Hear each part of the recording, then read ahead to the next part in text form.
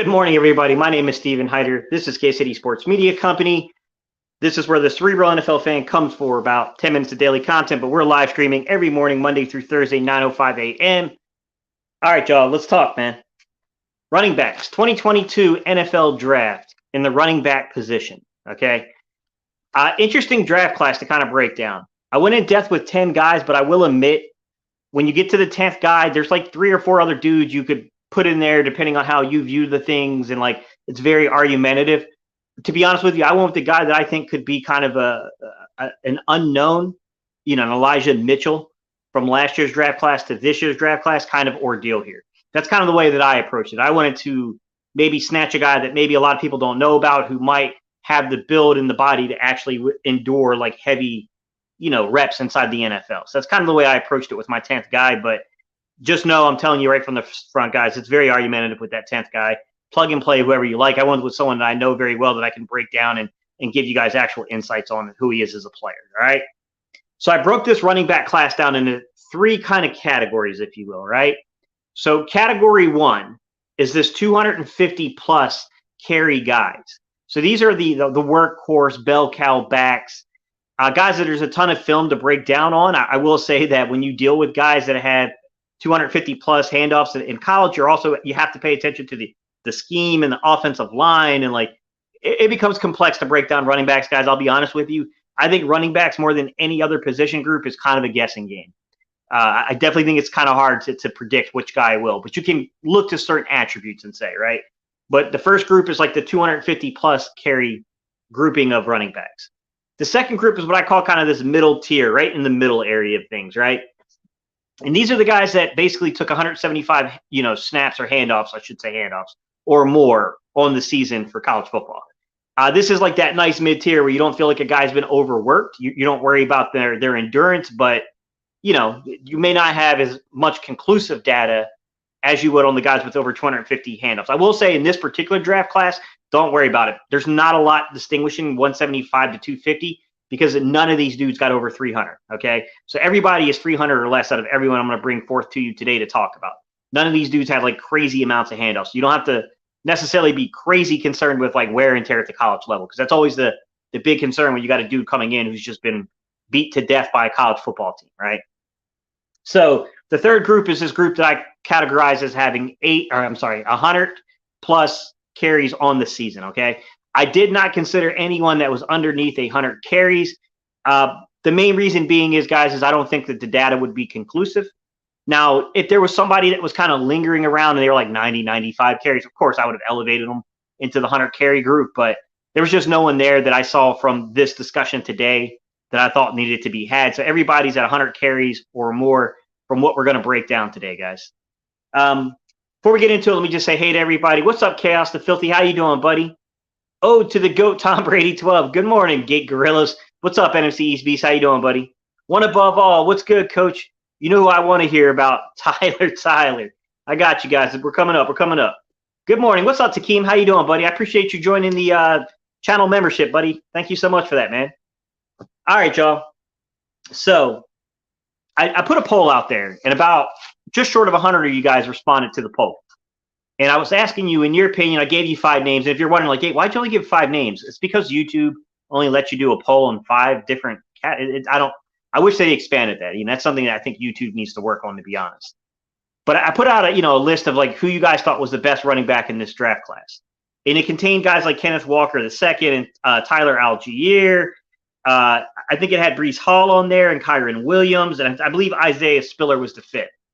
Now, I said even in the comment section, guys, that ideally, I would have liked to have included guys like Brian Robinson Jr. and Dameon Pierce from Florida. I do think that there should have been a wider discussion there. Just, I can't. YouTube limits me to what I can pull for this, which kind of stinks a little bit, man. But I will say the bell cow backs. So let me break down these 250-plus backs. Who are they? There's 4 of them.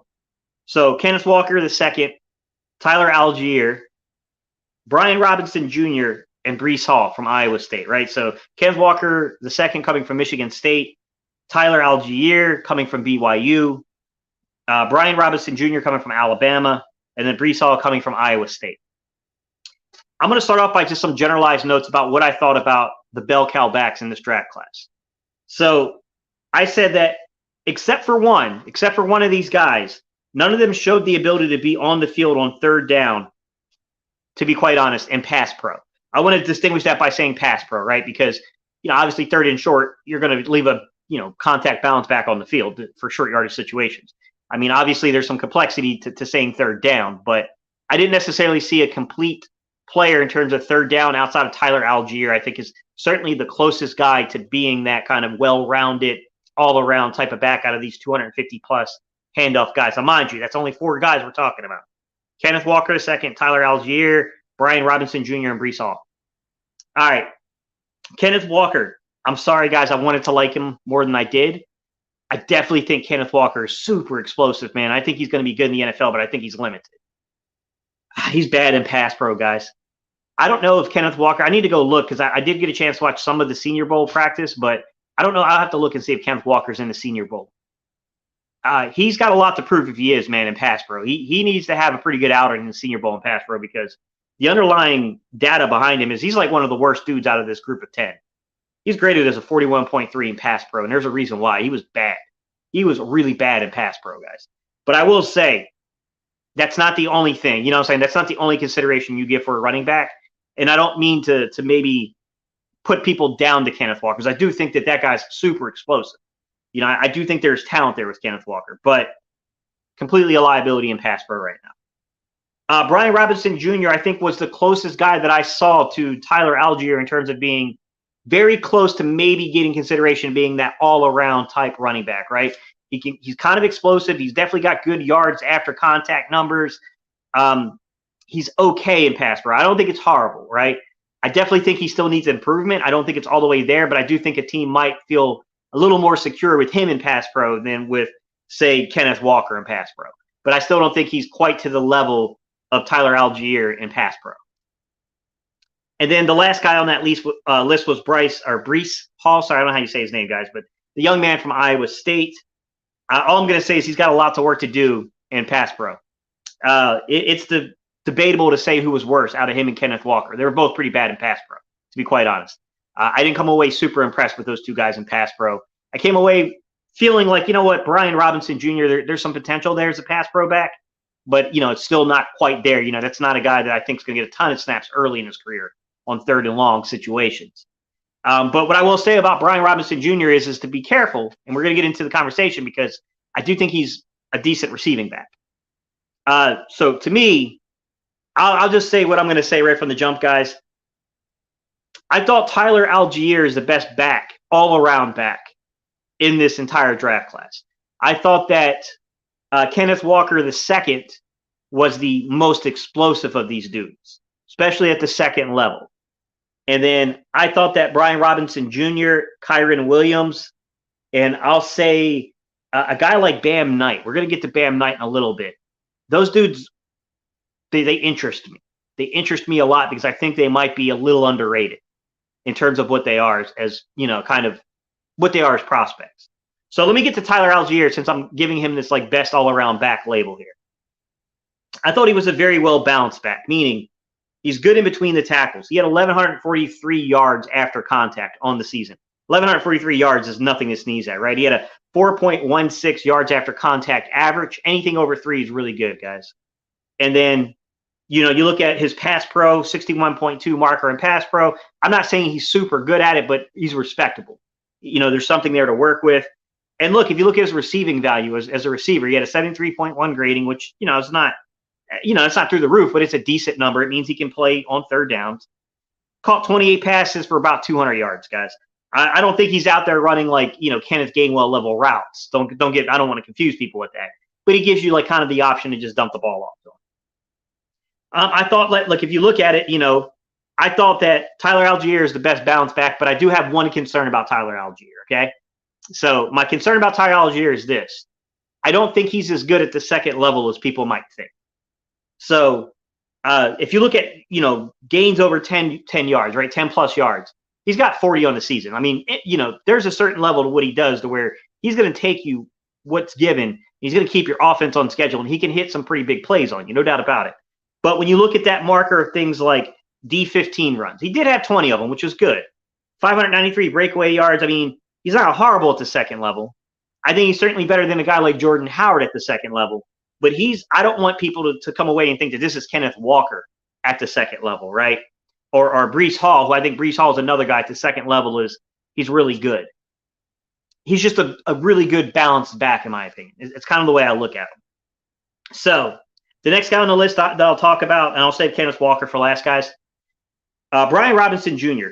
Like I said, guys, he interests the crap out of me as a prospect. I think he's another guy that's very well balanced in terms of the underlying analytics behind his play.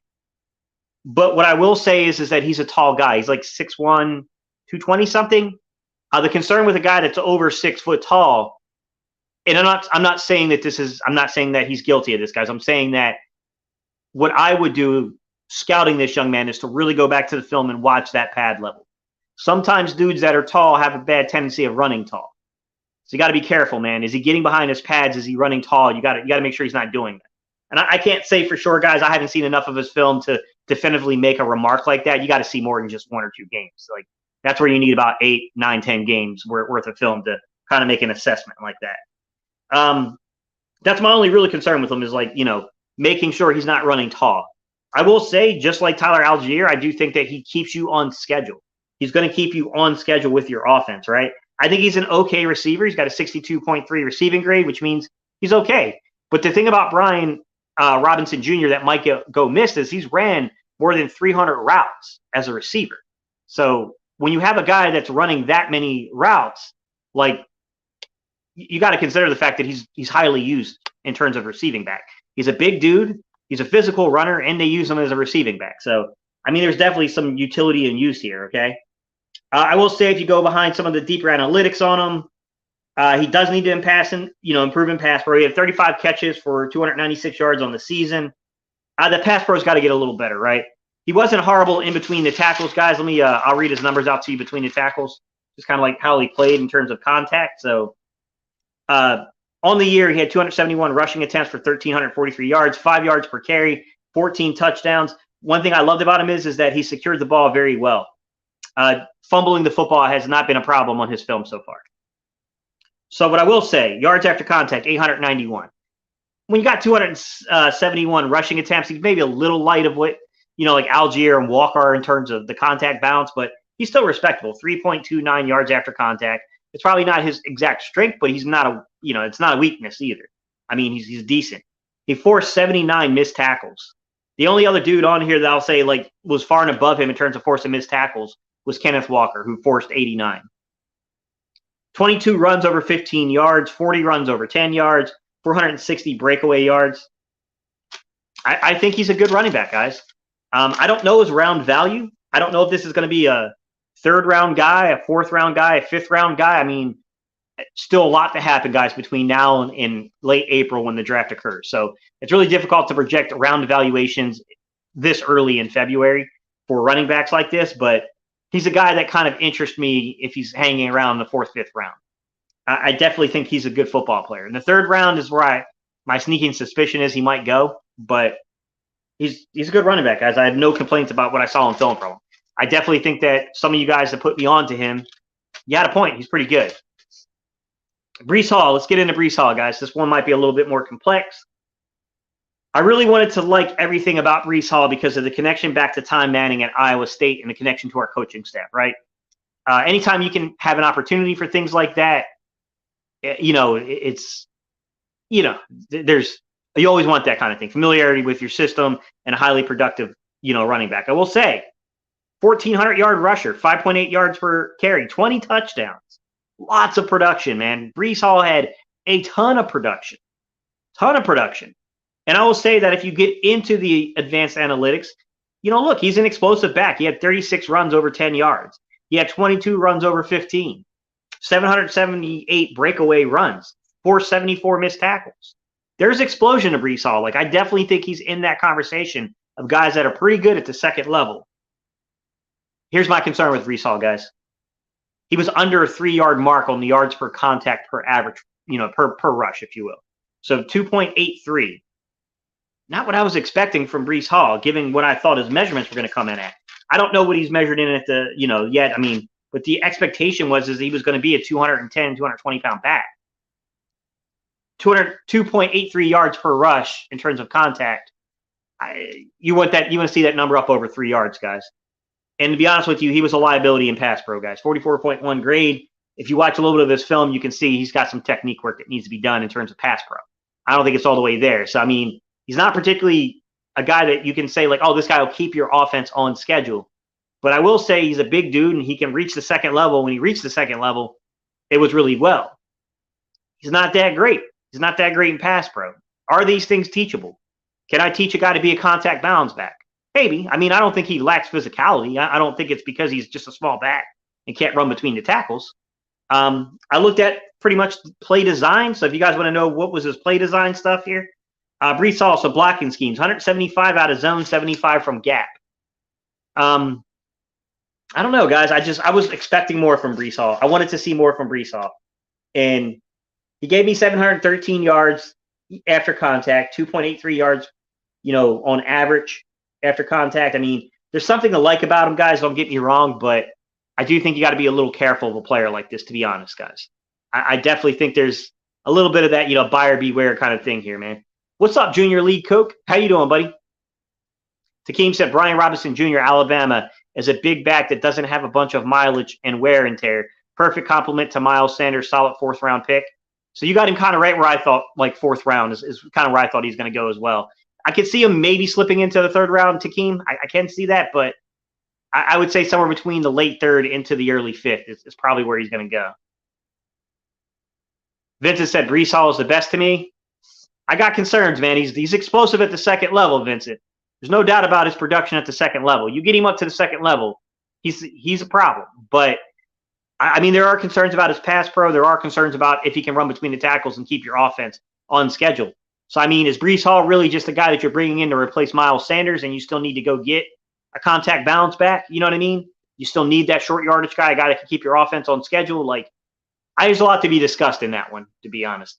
Isaiah Spiller, we're getting there, guys. We haven't gotten to these mid-tier guys yet. This is only, so far, we've only broken down the guys who have 250 more handoffs on the season. Takeem said, Tyler Allgeier reminds me of Jonathan Taylor. Oof, that's a big compliment. There are more. Zach Charbonnet from UCLA. Yeah, guys, we're going to get to Isaiah Spiller and Jerome Ford. You got to remember, Vincent, right now we're only talking about backs that have 250-plus carries. Allison said, is pass pro teachable? Is it a technique issue or a toughness issue? There are certain elements of pass pro that are 100% coachable, guys. Absolutely. There's definitely a technique to it. There's definitely another side to it, which is toughness. You got to stick your nose in there with a linebacker, a corner, or even a defensive end gaining traction. They're getting up to speed, and you got to anchor and hold. I mean, there's definitely a toughness to it as well. But yeah. Takeem said Pierre Strong Jr. reminds me of Miles Sanders. So Pierre Strong was kind of the guy that I said that where I went with on my 10th back to break down today, I kind of went with Bam Knight. I felt like you could have easily put Pierre Strong in there, but I'm just far more familiar with Bam Knight than I am Pierre Strong, and I didn't want to come in and talk about Pierre Strong with only having a very small amount of knowledge on him. Jamean Martin from NCAA, have you checked him out? He's at the Senior Bowl. Yeah, I've seen him play a couple times, NFC East Beast. Is Leonard Fournette an option for the Eagles? I mean, should be. Takeem, he can catch the ball. He's a big back. He'll run between the tackles. He's a dang good complimentary back and a dude that can handle the offense if you need him to handle the offense. I mean, if the price is right, I don't hate that pick at all, Takeem. I think that'd be a pretty good pickup. Honestly, I didn't get into free agents, and we can do that maybe next week. We can talk a little bit more about free agents. But I definitely think there are some options in free agency. You don't have to go in the draft class. I definitely think that maybe you get lucky post-draft where teams kind of waited to pick some guys up and they didn't get them. Maybe one of the Eagles could be one of those teams that kind of goes back into free agency and finds a veteran. What's up, Red Eagle? He said, how early would you feel comfortable taking a running back in this draft? I think you got to stick to the 4th or 5th round and running backs here. Don't get me wrong. You're not going to get Allgeier at that point, probably. Allgeier's probably 2nd, 3rd round back. You're probably definitely not going to get Walker. Walker's probably a 2nd round back, maybe early 3rd at best. But I would just stay true to your board and work I'd say the 4th through 6th round, because I do think that you can still get a decent back here. If you're patient, you know what kind of attributes you're looking for, Look, man, an offensive line can make a running back look real good, whether they're incredibly talented or not. Hassan Haskins, late round, would be a great pickup. Is Le'Veon Bell a good comp for Breece Hall, in your opinion? That's a good one, Takeem. You know, I can't say 1,000% here because I need to really see them kind of back to back, and it's not so much. I've seen a lot of Breece Hall in the past like 2 weeks. I need to go back and watch when Le'Veon Bell was special, what he was doing, and kind of compare and see. But I kind of see where you're going with it, right? That Le'Veon's a big dude, but Le'Veon doesn't necessarily run between the tackles as well as people think. He's got the ability to do it. It's there. You see it in spurts, right? But Le'Veon's kind of the guy, if you get him on the edges and let him use his size, you know, there was a point in his career where he was really good. What's up, Blaisdale? How you doing, buddy? Sam said, personally, I would lean draft, give 4 years of control over to the players, which we're going to need with Miles Sanders and Jordan Howard, Boston Scott, all these guys hitting the end of their deals now. I hear you, man. What's up, Antonio? How you doing, buddy? Thank you guys so much for tuning in. All right, let's get into this mid-tier group, guys. Let's get into the mid-tier group of guys. So the mid-tier group, I got 3 backs that had 175, so they were below 250 handoffs, but had above 175 handoffs. And those 3 guys are Kyren Williams, Isaiah Spiller, and Jerome Ford. All 3 of these guys I like. I don't know that I would spend premium draft picks on any of them per se, but I definitely think that there's something there when you look at them. So let me go into a little bit about some of these guys. So Kyren Williams, Notre Dame. I like him. You know, he's not the biggest dude. He's like 5'9", 5'8"-ish, 200 pounds. He's got a little taller than Boston Scott, but there's a little Boston Scott to him, no doubt about it. 204 carries on the year, 990 yards, 4.9 yards per average, 14 touchdowns. I will say he loses the ball. My problem with Kyren Williams, who I think is a very balanced football player, is he puts the ball on the ground a little bit. I'm not saying that you completely move a guy off the board because he fumbles the ball. I mean, there are things you can do to work on ball security, but it's a concern, right? I will say Kyren Williams, decent contact bounce back, guys. 757 yards after the contact on the season off of only 990 yards total. So, I mean, he's definitely got yards after being hit. That was a 3.71 number, a figure there. And then he forced 58 missed tackles on 240 carries. I will say that I don't think Kyren Williams is as explosive as some of the other backs we're going to talk about. I think he's more of that kind of guy that just keeps your offense a little bit on schedule. He's a decent, like a really good receiving back, guys. 45 targets, 42 receptions, 359. Arguably the best receiving back in this draft class, to be honest. He's at least the most productive. He played just as much in zone as he did gap almost. 103 snaps in zone, 99 snaps in gap. I mean, the guy's got some versatility and some, ability to play in either side of things here. Pass blocking is okay. For a guy that's not the tallest dude in the world and not the heaviest guy, he's stout. He's got a little bit to him. He's got a 51.1 rating there, which is about average, right? I mean, he's average. I think that the question you have to ask yourself is, like, Kyren Williams, I think, is very close to being an every down back, like a guy that you can maybe develop into being an every down back. But there's not a ton of, like, explosiveness to him, if you will. 58 missed tackles forced, 25 runs over 10 yards, 9 over 15, 327 breakaway yards. I mean, he can do it. He does it in spurts in moments, but I don't think it's his strength, guys. I don't think it's Kyren Williams' strength in terms of, like, what he is as a player, guys. Now, the second guy to get into is Isaiah Spiller. Isaiah Spiller, I definitely think, is more of the explosive back. So there's some issues here, right? On the season, 178 carries, 1,000-yard rusher, 1,016 yards, 5.7 yards per average, 6 touchdowns. Okay, he ran 190 routes as a receiver. So he gives you the receiving element, and there's some explosion to him. I definitely think he's one of these guys that he needs some development, but if the stars align, he gets the right scheme, the right system, the right coaching staff, the right offensive line, the dude could turn into a 3-down back and be, a very productive starter in the NFL for years to come. Isaiah Spiller, though, 647 yards after the contact, 3.63 yards on average. So you can see that both Kyren Williams and Isaiah Spiller they can take contact. They can take hits and keep going. He forced 56 missed tackles, 18 runs over 15 yards, 31 runs over 10 yards, 463 breakaway yards. There's definitely an element of explosion to him. He's definitely there. Really good receiving back. Had a 79.1 grade. Him and Kyren Williams in particular are very, very highly regarded receiving backs. Those guys had really, really good markers in that area. Breece Hall, I kind of left him out there. Breece Hall is also a guy that can catch the ball pretty well. He had an 80 grading as a receiving back, guys. So, I mean, there's definitely a few guys here. James Cook is another guy who's a really good receiving back. There's a couple guys in this draft class that are decent receiving back. So, just kind of finishing the thoughts here, the biggest problem you're going to have with Isaiah Spiller ever becoming a consistent on-the-field back is, remember when I said that Walker was bad? I said that the guys that concern me in pass pro, Kenneth Walker, and then I said outside of Kenneth Walker, I would say, sorry guys, Breece Hall, Kenneth Walker, Breece Hall, and then Isaiah Spiller, to me, were the three worst backs in pass pro. Those three guys in particular got to get a lot better in pass pro. And to be honest with you, Isaiah Spiller was the absolute worst of this group of guys. Breece Hall, yeah, argumentative who's worse, Breece Hall or Kenneth Walker in pass pro. At least they got the physical size and stuff. You know, you could get better there. I will say Isaiah Spiller being a 6'1", 215-pound back, but being graded as a 38.1 in pass pro, we're going to have to work on some technique here. Clearly, he's got some technique issues going on here.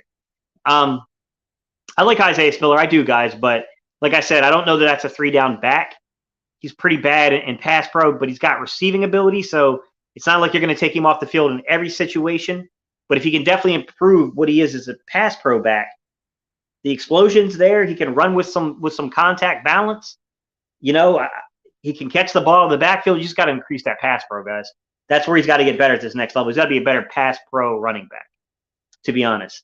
All right, now there's this last group of guys I want to talk about. So now we've done 250 and 175 plus. We're going to get into that third group, which is the 100 plus carries kind of group. Let me get to some comments, guys. So are the Eagles not going to keep Howard? I don't know, Antonio. It's hard to say. I think they're going to definitely want to have an upgrade if we can. You wouldn't take James Cook in the third. He looks very explosive and hasn't been used a lot. No, not in the third round, Gambling Hippie. I think the third round's too high for James Cook. Maybe fourth, possibly. James Cook and those guys, to me, are really late fourths into the fifth guys to me. He said, I'm done with scat backs in Philly. You got to have scat backs in today's NFL, though, Kivo, or you won't work. It won't work without them. What's good, man? Not too long, joined in. Do you cover the running back from Notre Dame? Just started talking about him, guys. We just started talking about Kyren Williams. Good player, man. I like him. I think he's a guy that has a potential possibility of becoming one of these guys that's unforeseen, that develops into a 3-down back. So I really like his game. I want to see a back break, some tackles. Kyren Williams equals Austin Eckler. That's a heck of a comp. Vincent said the most explosive back in the country is Jerome Early from Ole Miss. Not sure why he don't have more hype, but his tape pops off. How about drafting guys that are able to answer the bell consistently? Eagles backs seem to be in the tub way too often. Is there a toughness factors that scouts look at? No, you can't really. Just because a guy's injured doesn't mean he lacks toughness, though, Andrew. So you gotta have to be careful with that. I don't think you can really grade it like that. You can definitely look to see a guy in pass pro, short yardage situations. You can judge things like strength and technique and stuff like that. I mean, certainly, but there are guys that get injured that don't lack toughness. You know what I mean? It's not an issue of being tough. So I want to haul in the 4th or 5th round. Most backs coming out are bad in pass pro. It can be hard projecting who picks it up and who doesn't. We all thought Gainwell will be better in pass pro. I didn't, Vincent. I didn't say that. Others did based upon one snap against, Micah Parsons. I didn't say that. I actually thought that he had a long way to go. James Cook is a day 3 pick. Yeah, that's what I would probably have him rated as well. Early from Ole Miss is solid. Zamir White is a beast. Breece Hall would be good replacement for Howard, but I agree with him in protection. That usually the deal with rookie running backs, though. Yeah, but there are some guys that have further to go along in that situation, guys. I'm going to be honest with you, man. Breece has got a long way to go. Breece Hall has a ton of development needs to happen there. Kenneth Walker has a ton of development that needs to happen there. And then I'm going to be honest with you, straightforward. Isaiah Spiller has more than a ton of work to do in pass pro, guys. It's not all, you know what I'm saying? It's not all the same. Yes, everybody's got work to do. But that's like saying that every receiver needs to work on their ability to run routes in the NFL. Of course, but there's still different levels to this thing, guys. Yeah, but you know what I mean? We feature them way too much and too often. You're the only one who didn't say it and called it right. Well, that's because people were looking at, you know how it is, Vincent. They were looking at one rep against Micah Parsons, which was a great rep. I mean, absolutely. I think that the toughness is there, but, you know, I mean, I saw other reps where it was like, yeah, you can live up to that. You can live up to that here. I didn't think it was that great. Now, I will say, this last group, it's complex. When you're talking about guys that only took the ball 100 plus times, there has to be an argument that gets made here. Is this a 3-down, you know, 3-down back, or can this person ever become a 2-down back, like, you know, featured back where he plays primarily on first and second down? Or is this just a change of pace guy? Are we talking change of pace? You know, these type of backs that either have a limited role as a you know, kind of short yardage, goal line, that type situation guy, pass pro, or are we talking about, you know, receiving back that gives you some, you know, 2-minute offense and, you know, kind of third down flexibility? That's where this next group of guys gets really complicated to break down, guys. And there's a lot of guesswork here, right? I mean, like I said, running backs in particular, it's really difficult to judge what is the offensive line making you look good and what is the player making the offensive line correct. I think it gets a little bit more difficult to judge this type of stuff. But that said, 3 guys. I got 3 guys in this conversation, y'all. Dameon Pierce from Florida, James Cook from Georgia, and then Bam Knight from NC State. Here we go. Dameon Pierce. I like Dameon Pierce a lot, guys. I do. Had 100 carries on the season, 500 yards, 5.7 yards per average, and 13 touchdowns. If Dameon Pierce is only going to be a 2-minute offense back and in a third down back, right? He's going to have these specialized roles. What he gives you is, you can see with limited opportunities to touch the football, he's highly productive. And it's, you know, I think people underestimate how important that role is, right? Kenneth Gainwell serves that role in Philadelphia, and he's pretty good at that role, to be quite honest, right? So, yards after contact, 365 out of 574, which comes to an average of 3.65. Surprisingly, and he's not a small guy. He's like 5'9", 5'10", 215. He runs between the tackles, man. But I think what is really astounding here is 100 rushing attempts, okay? 39 forced missed tackles. I don't know what's going on here with Dameon Pierce. He doesn't lack size. Could he be a 2-minute offense and a third down back? Probably so. Decent pass blocker, 73.2 grading. This dude can pass. He's a good pass pro back. My bad, guys. 19 catches on 19 targets. Let me read that again, guys. 19 catches on 19 targets for 216 yards, guys. He's got the highest receiving value of any of these running backs at 83.7. He ran 57 snaps out of zone, 42 out of gap, so there's some flexibility here. 9 plays over 15 yards on 100 attempts, 20 on 100 attempts over 10 yards, 180 breakaway yards. I don't know what's going on here with Dameon Pierce. Maybe I missed something, guys. Was he injured or something? Am I missing an injury here? Was he injured? Because this guy has definitely got me wanting to go back in there and watch some film. Something about this back strikes to me like people might miss on this guy, and he might be a lot better than what people think. Those numbers are good numbers, guys. I can't lie to you. I'm trying to come up with a way of critiquing this young man because I don't want to fall into Homer territory, but he's just a good all-around back. He's a really good all-around back. I guess the thing we can ask is are we overvaluing 100 handoffs? I shouldn't say snaps, 100 handoffs. I don't know. I think it's a distinct possibility, guys, of course. But I don't know, man. I don't know what to make here, guys. I don't know what to make of it. All right, let's talk about James Cook. Dalvin Cook's brother, right? If I'm getting that correct, guys, he's Dalvin Cook's brother. University of Georgia, 113 rushes on the season, 728 yards, 7 touchdowns, a ridiculous 6.4 yards per carry. Now, when you look at these type of guys, like I said, you're always trying to figure out 2-minute offense, third down back, good pass pro dude. Is this what this guy is?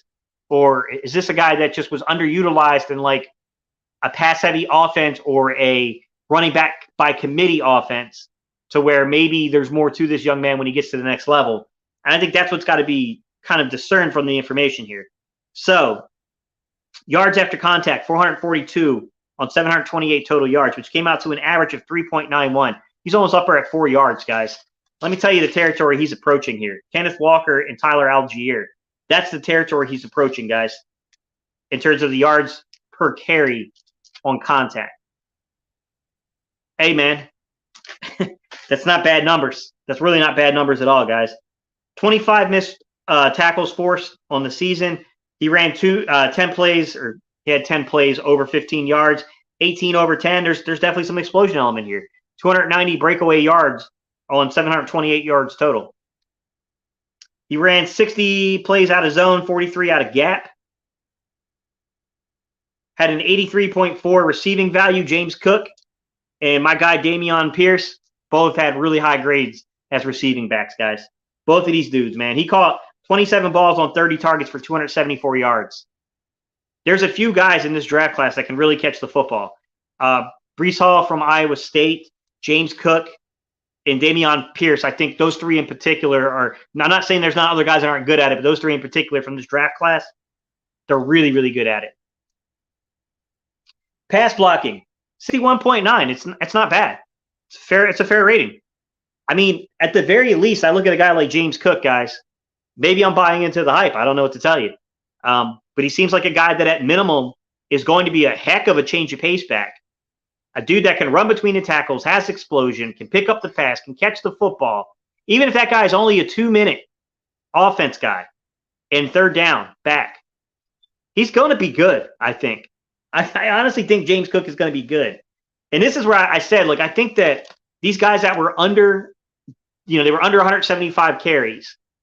There's a lot to be known here, but I think there's really good value on these three guys. And the last guy is a guy that I'm familiar with, and I give you guys a lot of insight about him. All right, Zonovan Bam Knight. His nickname's Bam Knight. He played at NC State, guys. This is someone I'm ridiculously familiar with. I will say that he was in a three running back committee here. It was a committee approach to NC State's offense, and NC State's offensive line is pretty good in run blocking. They're high up there, guys. So be a little careful there, right? No doubt about it. The biggest takeaway I'll give you guys about Zonovan Bam Knight is the numbers are going to look really good, but Zonovan Bam Knight's biggest issue is he's got to stop putting the football on the turf.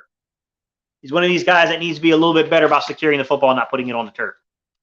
139 attempts, 751 yards, 5.4 yards per carry, 3 touchdowns. I would have definitely liked to see Zonovan Knight get more handoffs down around the goal line, but because they had Ricky Pearson at NC State, and Ricky Pearson was like a tremendously highly regarded high school recruit coming in. I believe he played at Wake Forest Rollsville up in Wake County. Was just an incredibly rated player, one of the highest rated players to come into NC State in a little while. He had a split handoffs there, and Pearson's more of the contact balance guy. Both of these guys can run between the tackle. They're both tough as crap, but Pearson's definitely a little bit more put together guy. Yards after contact, 474 off of 751 total yards, guys. Worked his way out to a 3.41 yards per contact average, which is a good number, guys. It's a good figure. On 139 handoffs, he had 11 of those that went over 15 yards. He had 20 of them that went over 10 yards. 287 breakaway yards. There's a little explosion to Zonovan Knight.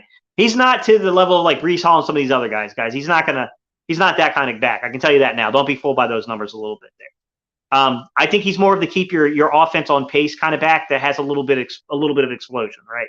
Like he's more so I'll keep your offense on pace and I have some explosion to what I do. He's a decent pass blocker. 62.5 gives you some versatility in pass pro. It's definitely there, guys. Receiving value 69.5. He can catch the football, guys.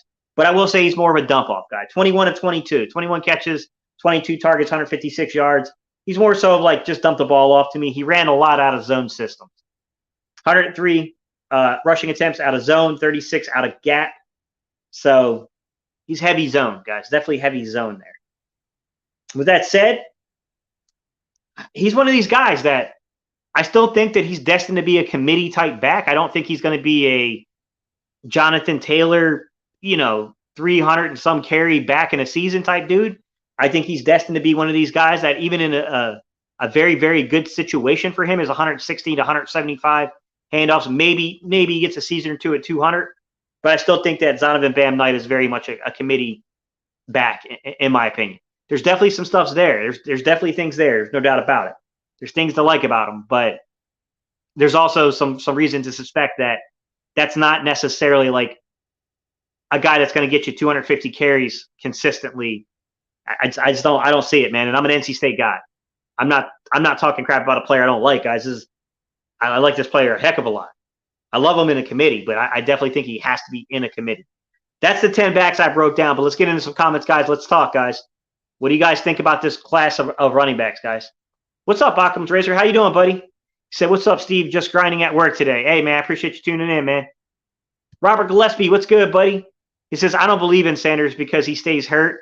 A lot of nagging injuries, right? A lot of soft tissue injuries with him. I hope we get to see Michael Warren II that we drafted last year from Cincinnati Bearcats. Actually, he was an undrafted rookie free agent. I don't think he's on the roster anymore, Robert, actually, believe it or not. I think he was one of those guys that ended up getting picked up by another team. Ode to the GOAT, TB12. NFC East Beast guy said, Knight from NC State, who would have thunk Gate put an NC State guy in this evaluation? Any chance I get, guys. You already know. Any chance I get, it's going to happen. I couldn't do one at tight end. There's just no one there, man. Vincent said, Jerron Early has speed and contact balance reminiscent of Alvin Kamara. With that said, Robinson Jr. from Alabama in the 4th or 5th is who I would love the most. I really don't hate that Robinson Jr. pick, Vincent. I honestly, I think he's a little underrated, to be honest with you. And maybe it's just because of the pure talent of guys that have come out of Alabama over the past 10, 12 years. But I still think he's pretty good, man. Vincent said, I think Pierce is going to test out well in the combine, too. Hey, man, there's something about, it's hard to grade 100. I'll admit it, Vincent. Grading 100 handoffs leaves you in a place to where you could truly be wrong. You could really miss on what you're saying. But when you look at the underlying numbers on those 100 carries, he was good, man. I mean, Pierce played really good. I mean, 3.65 on yards per average, 13 touchdowns, on only 100 touches, 39 missed tackles forced, 20 plays over 10 yards, 9 over 15. Dude had an 83.7 receiving value grade given to him and a 73.2 pass blocking grade given to him. Even if that dude is only a 2-minute offense back that gets mixed in on 3rd down, like he's your change of pace guy. He's good, man. I mean, I guess the only thing we could say is Gate, if he doesn't turn in, like, now he's big. He's 5'10", 215. There's if he doesn't turn into that guy that's going to play a lot, you know what I mean? Then he's kind of like a bigger version of Kenneth Gainwell. So like, what's the point? I get that argument, but maybe you take a guy like Kenneth Gainwell if you just don't get what you want at wide receiver. Maybe you put Gainwell in the slot and let Gainwell just be a very explosive dude out of the slot and let Dameon Pierce play that role. I don't know. I think there's many ways of achieving an outcome, right, guys? Vincent said missed tackles force seems to be one of those stats that translates directly to the league. What's up, David? How you doing, buddy? He says, I like Tyler Allgeier a lot. Yeah, the underlying data on him is pretty good, man. I put him as probably my RB1. Although I will say that Kenneth Walker might not be a 3-down back, but what he can do on 1st and 2nd down is pretty good, and he's explosive. That guy has tons of production, man. 1,600 yards on the season. 18 touchdowns. I mean, he was crazy productive. Red Eagle said, I think this is a deep running back class. I would wait to see who falls to the late 5th or 6th. Dameon Pierce and Kevin Harris are great later picks. Andrew said, Coach, I should have used the term availability instead of toughness when assessing a running back. Do scouts take availability into their assessments of running backs? To an extent, absolutely, Andrew. They're going to, like, when there's injuries, they're going to look to see what's going on. Are we talking soft tissue injuries, or are we talking about something that could be potentially devastating injury? Are we talking ligaments? Is there some kind of issue with bone on bone at the running back position? It's a big no-no because you're going to wear down really quickly. But absolutely, there's an extent to that is into consideration. But I do think that sometimes it's because, like Miles Sanders didn't play a ton at Penn State until, the year he came out and declared for the draft. So, I mean, like a guy with like Miles Sanders, it's really hard to make those type of, evaluations on. The gambling said, I might look too much into family tree, but I love James Cook. But also I love TJ Watt coming out because of JJ Watt. I'm sure it does. I'm sure it doesn't always work out, Maybe James Cook will be healthier than his brother. Yeah, hopefully he doesn't get that label put on him. James Cook reminds me of Sony Michel. Doesn't always work. Yeah, I got what you meant, man. Genetics definitely matter. Vincent said Zonovan Knight would be a steal in the later rounds. He's built for the NFL. I agree. I just think you have to have him in a committee, and he's got to get better at putting the ball on the turf, man. He was an exciting running back for NC State, man. I love that guy playing at NC State. I'm really sad that he came out and didn't stay another year at NC State. But with that said, I mean, I think he looked at it like, man, I'm in a committee here with Ricky Person, so I'm taking my chances. Gabe said we need to draft Secondre White or Zach Charbonnet, someone who's an aggressive runner. Rashad White, big body, 4.4 speed. The Gambling Hippie says, I still feel like we need a big goal line type back on the active roster. I mean, we got it. He just can't keep him on the field, man. Like, the crazy thing about Jordan Howard is I still think that there are moments, spurts of time, where like Jordan Howard shows that dude is still to this day, like, he's still a good back. Like, it's just he can't stay on the field. It's constant with the stinger stuff with him, man. Vincent said, I like this class for our current needs. There's a lot of big, strong backs that we can find use for. Yeah, I hear you, definitely. Michael said, I think we should draft Hall or Robinson, but we'll probably draft another Sproles type back. Alabama receivers tend to dwarf the running backs. Yeah, I hear you, David. They take a lot of the attention. That's true. Well, didn't know Warren was let go. Yeah, wasn't necessarily like let go, but I think he just ended up getting claimed pretty much. The same thing happened with Holyfield's son. Although he was on the practice squad, if Howie is looking for a back, we need a big body guy like Howard for the next few years. What's up, Joey C? How you doing, buddy? Have you checked out Dameon Pierce, big sleeper, love his tape? Yeah, Joey, I talked about him a little earlier ago. Later, Gorillas, off to KOROF for KFLI. I have my earbuds in while walking the beaches of South Florida, Mr. Hyder. Hey, appreciate you, man. Thank you. I appreciate the NFC's beast. Have fun, man. Good time to go to South Florida in February because, yeah, it's been hit or miss up here in North Carolina, guys. Hurts just had surgery on his ankle. Yeah, I had a feeling that might happen, Jalen. I think I said last week that I wasn't sure if I heard it was required or not, but I thought given the nature of it, that seemed like something you have to have surgery on, which my concern, Jalen, I'm not saying that this is going to be a reality. My concern with this is does it limit what you can do in the offseason? Like, is he going to be relegated to just film study, and can he get in actual reps? How long is the surgery going to put him down for? Hopefully not long. Jeffrey said, good morning, Steve. I will send you a couple cups of coffee later this week. Thank you, Jeffrey. I appreciate that, guys. Zach C is returning to UCLA. And then Robert said, hey, man, that UCLA running back is a guy that I like. He's a bruiser. Vincent said, dang, Zach Charbonnet is returning. He runs like he's hunting defenders to hit. He's looking for contact guys. Yeah, I mean, this is definitely a good, even with the guys that ended up going back in. Like I said, man, I went 9 deep. That was pretty easy to get to that 9 deep. And then when I got to the 10th guy, I had 3 guys. I didn't have time to break down film well, I had 4 guys. I had 4 guys. I didn't have time to break down film on all 4 of them for this conversation this morning. So I went with the guy that I'm the most familiar with because I'm an NC State guy. But you could definitely elevate a lot of those guys where I had Bam Knight and have the same conversation. When I do the player profiles, it'll add something, right? Because we'll have these guys to talk about. Because truth be told, there is a lot of guys to talk about in this running back class. Like, there will be opportunities if the Eagles stay patient, in my opinion, in that 5th round, 4th round, 5th round, to get a guy that can be pretty good in your offense. Like, I definitely think I think that they can stay patient and still get a guy. Cordorius Kid said, I want Brian Robinson. He is good. What do you think? He's a good running back. I think he's, the way I labeled Tyler Allgeier was to say that he's a really, really good all-around back. But I said the guy that's similar to Allgeier in terms of being the all-around back. I said Brian Robinson Jr. is that next guy, especially with the young men who have taken 250 or more handoffs on the season. He's definitely kind of that next guy in that list. The gambling hippie said had surgery, but he was 100% healthy for the playoff game. We could all tell he wasn't moving like he did early in the year, though. Wasn't fooling anyone. Yeah, I kind of brought that up where I said that I thought his lateral movement wasn't right.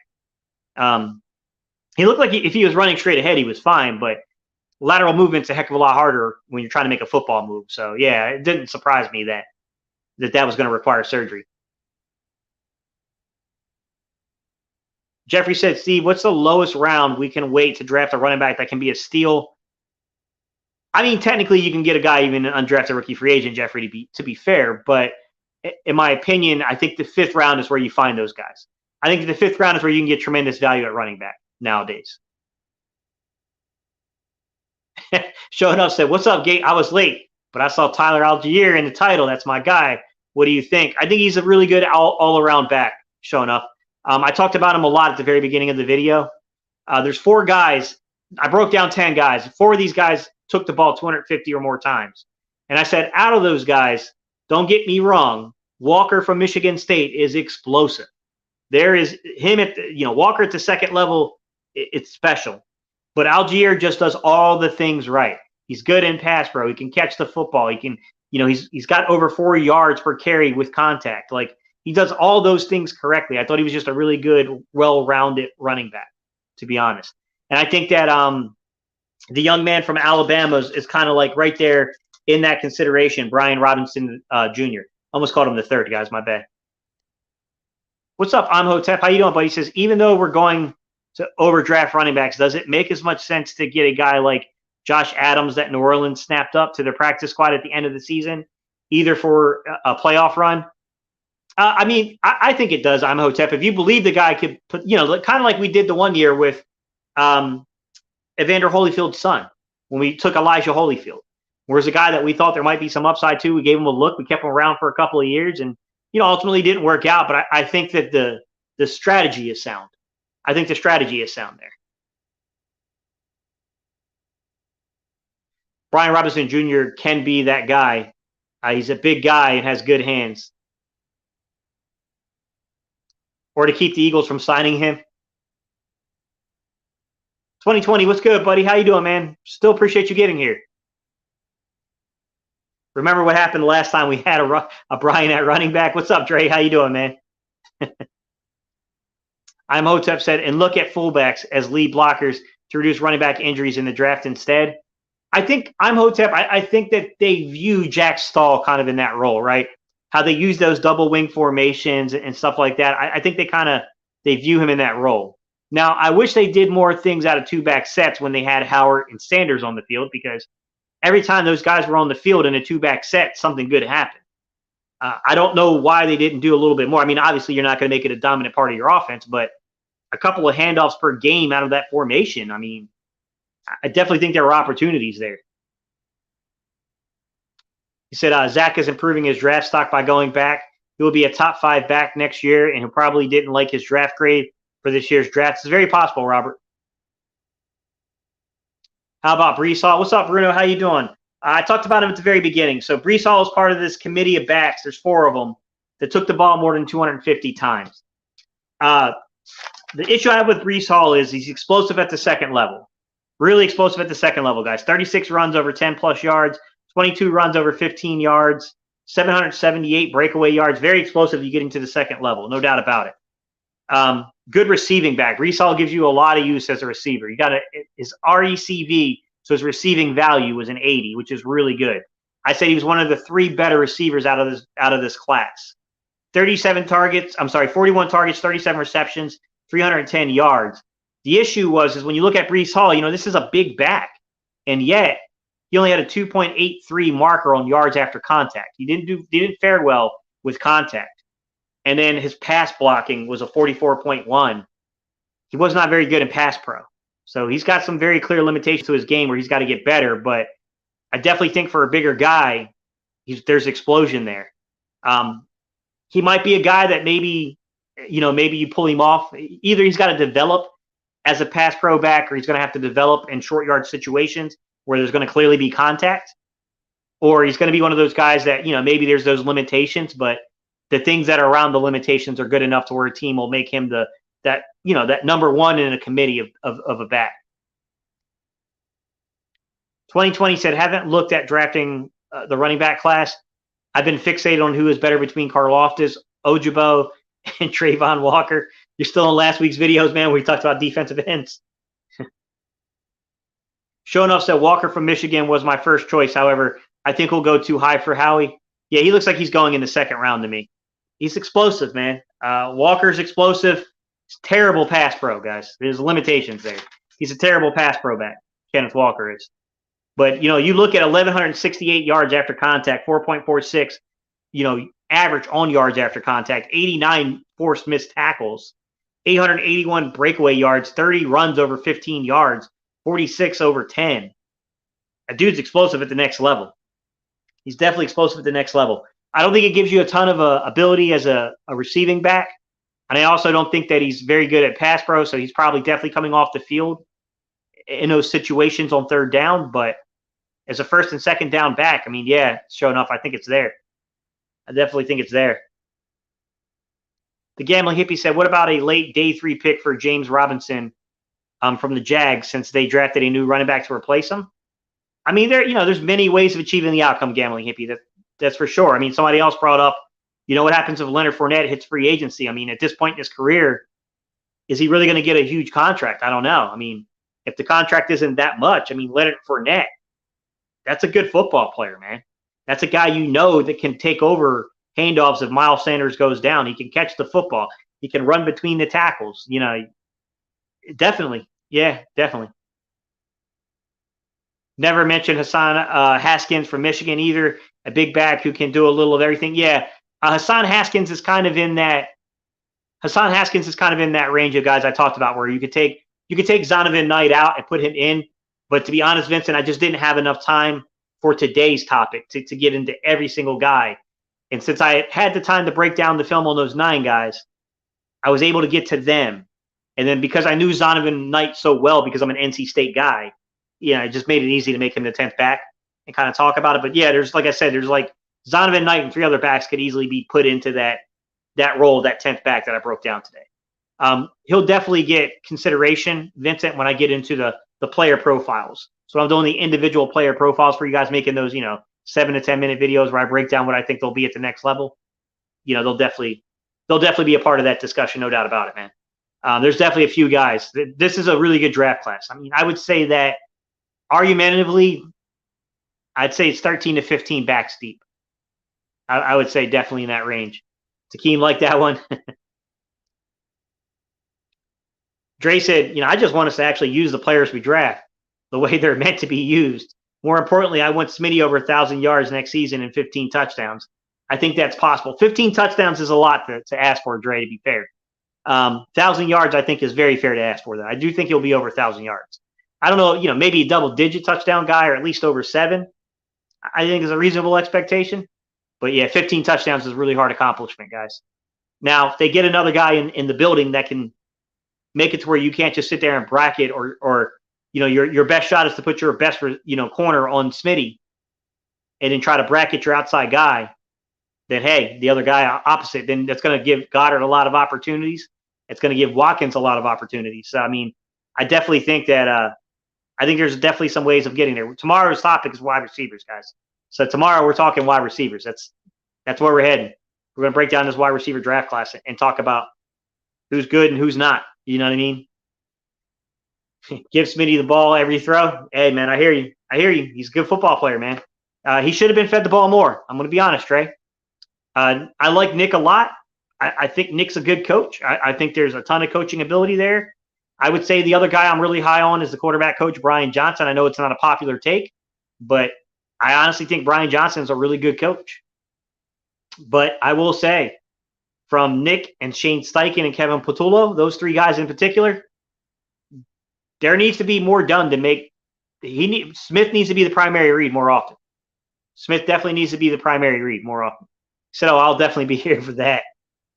Bengals drafting Chase proved you can never have enough blue chip weapons. I do agree with that standpoint, Vincent, but I think there's a really bad narrative out there, right? Where they're talking about like, oh, it proves you don't need an offensive line. Okay. Okay. Well, what I don't get is why is the narrative not, you know, adding Chase with Tyler Boyd and with T. Higgins allowed, when the line actually finally gave Joe Burrow time to throw the football last week, because that should, to me, should be the bigger discussion is after the horrendous play they had the week prior, they kept Joe Burrow for the most part upright. And when they left Joe Burrow upright, we saw what he did. I just think people are missing the forest for the trees on that discussion. I don't get it, man. Andrew said Fournette. He would be great at keeping Howard and Sanders' company in the tub. He's an other unreliable running back. I don't know about that, Andrew. I mean, yeah, he's missed time here and there, but he's there, man. He can play. I like the history and chemistry between he and Jalen. Any word on if BJ has gotten any more OC offers? I don't think so. Vincent said, I heard Brian Johnson was offered an offensive coordinator role somewhere. Not offered, but he interviewed for it in Green Bay. He interviewed for it in Green Bay, guys. Hassan Haskins gives me Latavius Murray vibes. Did you see that Brian Johnson is getting OC considerations? I mean, it's not shocking, guys. He had a lot of experience coming out of college. He's been an OC before. And he's a bright mind. He's a young guy. He's a bright mind. The way the NFL is, man, they value these guys that are supposed quarterback whisperers. Those dudes are going to get a lot of looks, man. Key with the Bengals is Joe Burrow himself was comfortable with it. Yeah. And that's the thing, Vincent, is like it makes me laugh with some of these takes that are out there about Joe Burrow. Like, he's proven you don't need an offensive line. You mean the guy that went down with a knee injury the year before doesn't need an offensive line? Like, okay. All right. I don't agree with that take at all. I think that's a very foolish take by people because, okay, yeah, man, Joe Burrow's had a heck of a season. That dude's a player. Keep exposing your quarterback to hits like that and see how long his career lasts. Okay. You know what I'm saying? Derek Carr's brother. Was he really that bad, or did he just get the crap beat out of him by the Houston Texans' lack of an offensive line? I don't know, man. Some of these dudes in their takes sometimes make me laugh. I don't know, man. I don't know. I think Joe Burrow's an incredible talent, man. He's definitely one of those dudes, but I think that perspective is a little twisted, man. I think they're discounting just how good the receiving core is and the fact that the offensive line showed up to play last week against Kansas City when the week prior it wasn't there to play, clearly. And you could, in my opinion, that just showed me that there must have been some discussions in that building that, we got a franchise quarterback and enough weapons on this team to make a run. Just keep this quarterback upright. I don't know why the conversation isn't more so swung around that aspect of things of like something must have been said to this offensive line because it responded a heck of a lot different versus Kansas City.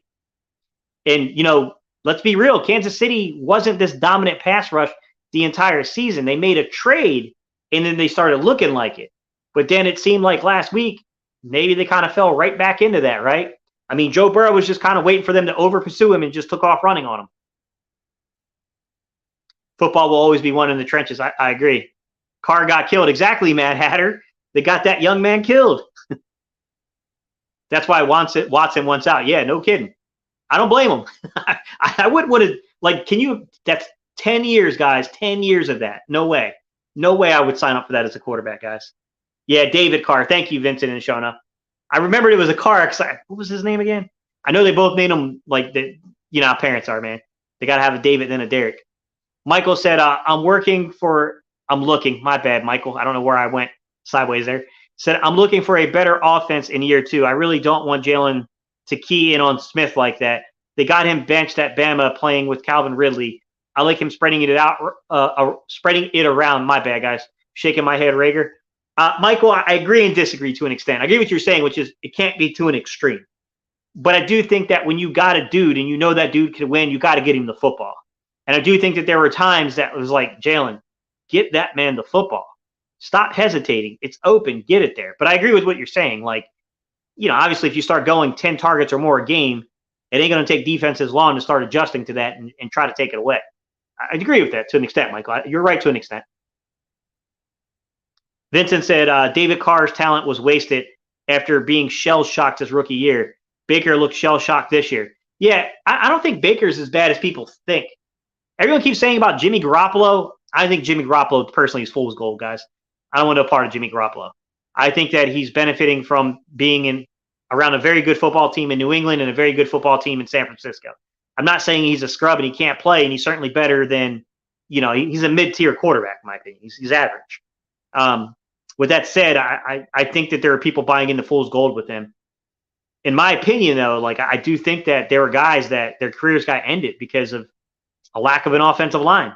You got them beat the crap, and they just couldn't endure. They couldn't make it. I heard someone give a take that they thought Derek Carr was a Super Bowl winning quarterback. You guys know that I'm pretty high on Derek Carr. I said that I thought Derek Carr is drastically underrated as a quarterback. I will say, I don't know about Super Bowl winning, right? You're a Super Bowl winning quarterback when the team is better around you, right? Let's call a spade a spade. Josh Allen was not Josh Allen until they went out there and drafted Gabriel Davis, and then they traded and brought in Diggs. So, you know what I'm saying? Some of this stuff, some of these takes make me laugh a little bit because it's are we really going to act like Burrow isn't benefiting from Tyler Boyd, isn't benefiting from Jamar Chase, isn't benefiting for T. Higgins? The running back they got there is a stud. Really? Really? He's that dude. He's that dude. He's good. He's got some number ones on that team. Let's be real. It helps. I look at, Justin Herbert. Justin Herbert's a good quarterback. I'm not taking anything away from him. Better athlete than people think. He's got a cannon for an arm. When I look at Justin Herbert, it helps having Mike Williams and Keenan Allen. Jalen Guyton's not a pushover. They drafted the young man out of Tennessee last year. He's a pretty good ball player. I mean, that's my stance with Jalen is I don't know if he's the guy or not, guys. I'm not going to sit here and tell you that I know that Jalen Hurts is the future or not. I can't say. But I will say that we need to go get him a guy outside of just Devontae Smith. He needs to have another guy outside of just, outside of the two we got. We got Goddard, we got Smith. I need another guy to see him play with that. And if it ain't there, then we know. The answer is very clear. Let's be real. After they went and drafted Gabriel Davis, after they went and traded for Diggs, if Josh Allen looked the same way he had looked in 2019 and 2018, they'd have moved off of him real fast. That's the side of the conversation that's not being discussed enough, in my opinion. I like David Carr, too. Was a big fan of Brady Quinn. If he didn't go to the Browns, he might have been a stud.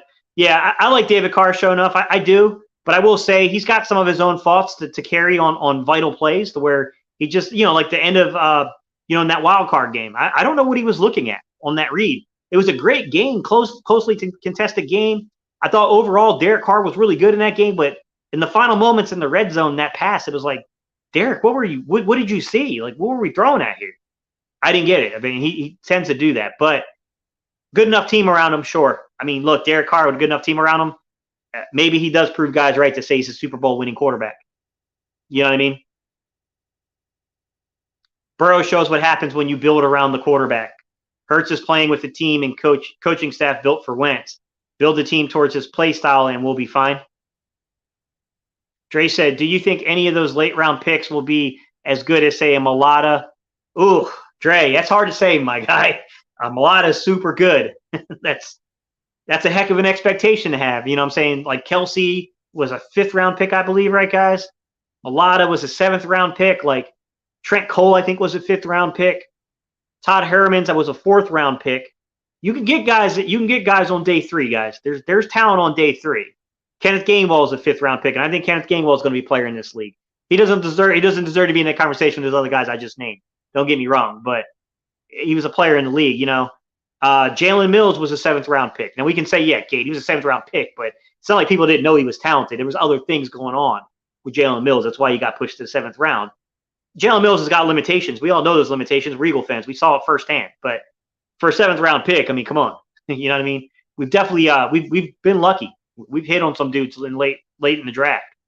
Teron Jackson had a super productive, season for a 6th round pick. You know what I mean? Matt Hatter said he got 3 number 1s. Exactly. Exactly. It's hard not to look good with that kind of talent around you. Just saying. Yeah, I hate that about how Bills fans talk trash like their quarterback wasn't trash his first 2 seasons. Exactly. That's what I tell you, Eagle fans, about Hurts. Give him time and weapons. If that fails, boot him. Exactly. That's exactly my perspective too, Dre, is that these teams went out there with these young quarterbacks and committed to them, gave them the weapons. And if they had failed after gaining those weapons around them, they would have gotten the boot. That's my perspective on it too, man. Sure enough said, Michael, that team was 90% built before Burrow got there. They didn't have to build much when Burrow got there. They still need O-line. They do, sure enough. I agree with you on that one. They're still lacking the O-line. It's not good at all. But I will say, like, I feel like, sure enough, I feel like it's being under-discussed that, yes, Burrow played lights out, and Burrow deserves a crap ton of credit.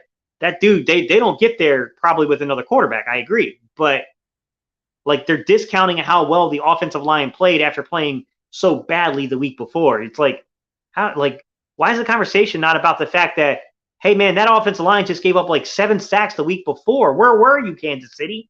Where was the pressure? You know what I mean? Like, you were supposed to be this crazy good pass rush after you went and traded and you did all these things to fix your defense. Your defense was playing lights out in the second half of the season. It kind of regressed, in my opinion. I think Kansas City regressed in that AFC Championship game, man. Red light chat.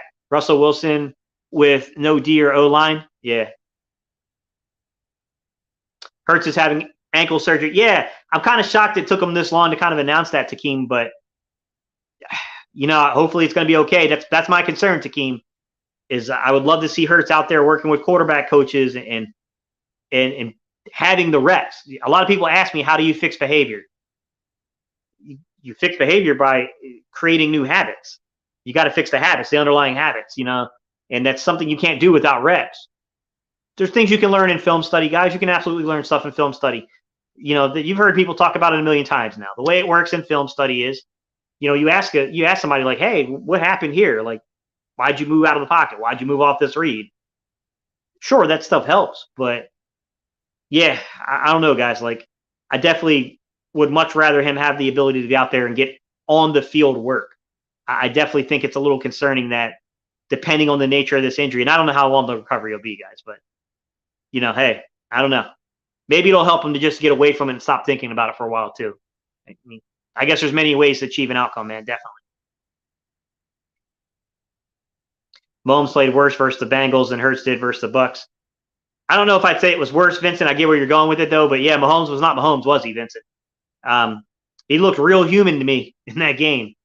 Boy, I lost my voice in that game, like yelling at the TV. What are you doing? Like, I'm gonna be real with you guys. You know who he looked like to me? He looked like our old friend Carson Wentz, standing back there waiting and waiting and waiting and waiting, trying to play hero ball, waiting for something to happen. That's what it kind of looked like to me, man. I'm not gonna lie. And I'm not calling him that. I mean, he deserves far more credit than that. He's won games, but I mean, that's what it looked like. It's what it looked like on the TV copy of what was happening there. Vincent Hurts didn't play that bad against the Bucs, in my opinion. It was the first playoff game of his career. Dak and Kyler are supposed to be miles better. So what's their excuse for their performance? Yeah.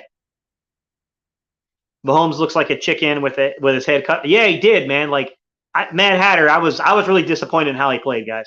I was absolutely disappointed in how he played. And I'm really mad because, like, I made a video that's no longer up on my channel. But back in, like, 2019, I said that I thought Mahomes was, like, a revolutionary quarterback. But I talked about that I had some underlying concerns about him also sometimes playing a little off schedule with the offense. And it's not up on my channel anymore, which I hate because I was right. This season kind of proved me right on a lot of points about Mahomes. I was wrong about Carson being in that. I definitely thought that there was a time point where Carson's talent was going to make him that top 5, top 6 conversation. And that did not happen, and I don't think it will anymore. I got my doubts there. I still think the underlying talent's there with Carson, but it's just something else that's not clicking with him. Can't explain it, guys. But the Mahomes part of it, I was definitely right about. Dre said, I like that hat too, Gate City. Yeah, guys, this is the Kelly Green one, the Gate City Sports Media one. 5-panel hat. It's nice, man. I'll link it down below for you guys if you guys want to get it. Also, for you guys, one more time, you guys that bought the book, for you guys that bought the quarterback tracking journal. So if you guys want to track these prospects and you guys, you want to track film in the off season, I made a book to help you guys to like guide you with that. For you guys that bought it, you guys do me a favor, man. Make sure you leave a rating on Amazon. Amazon is very much a rating system, guys. The more feedback you have, the better. He said, I don't remember Hurts being questioned this much as a passer under Doug. In fact, Hurts looked more comfortable in Doug's system. No, I disagree to an extent, show enough. Because Doug had instructed Hurts to read once, get out of the pocket, throw it away, which caused a lot of the issues with playing off schedule. So, I mean, we never really saw Doug work with Hurts in terms of getting to a second read, a third read. You get what I'm saying? Like, with Doug's instruction, and we found this out after the season, but Doug's instruction to Jalen was, here's your read. If it's not there, get out of the pocket if there's pressure and throw it away. I mean, that was kind of the way that he instructed him, man.